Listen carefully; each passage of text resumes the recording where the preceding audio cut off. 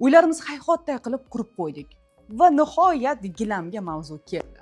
Gilamga yetib kelganda barchamizda pul muammo. Assalomu alaykum. Shu masalalarni bugun hal qilamiz.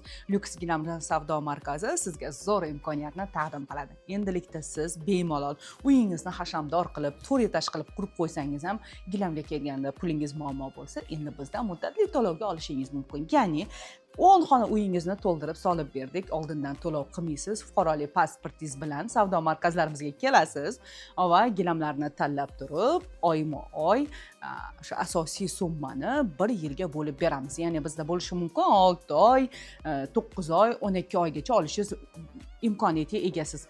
Bemalol hozir gilamni olasizda, keyin bo'lib to'lashingiz mumkin bo'ladi va eng asosiysini aytsam, bizda servis xizmatlari ham bepul. Misol uchun keldik, mehmonxonangizga gilam yoqib qoldi-da, lekin 3-4 xil yoqib qolish. Shunaqa bo'ladi-ku, Men shaxsan mehmonxonamga gilam oladigan bo'lsam, bir 5 xilini soldirib ko'rganman. Bu imkoniyatni ham biz qilib beramiz. Ya'ni savdo markazimizga kelib, siz 5-4 xil gilamni yoqtirganingizdan so'ng yigitlarimiz borib uyingizga har birini solib ko'rsatishadi. Sizni interyeringizga, pardangizga, bu uyingizni devoringizni dekorativniy ko'rinishiga mos keladiganini, o'zingiz ya'ni yuragingiz jiz etganini olib qolasiz.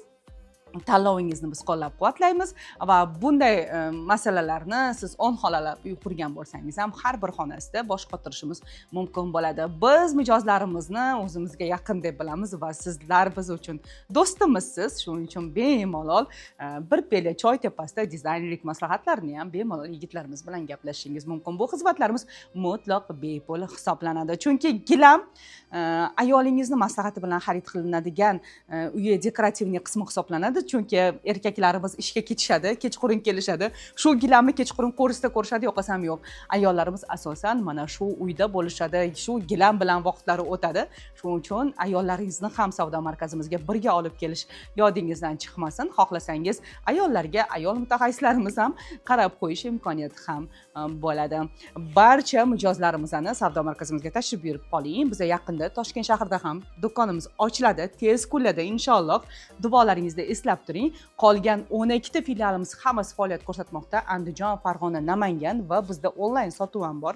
Siz O'zbekistonning u burchagida bo'lsangiz hamda, lekin siz operatorlarimiz bilan quyidagi raqam 78 lik kod bilan saqlanib qoling. 78 lik kod bilan 113 93 00 raqamlarga telefon qilib, "Men Buxorodanman, men Xorazmdanman, lekin sizdan gilam olmoqchiman. Eron, Turkiya, O'zbekistonning gilamlaridan xarid qilmoqchiman" desangiz, qizlarimiz juda ham aktiv, ijtimoiy tarmog'imiz aktiv, adminlarimiz darrov sizga javob berishadi va sizga mana shu gilamni onlayn bo'lsa-da, offlayn xarid qilayotganday o'zingizni his qilasiz.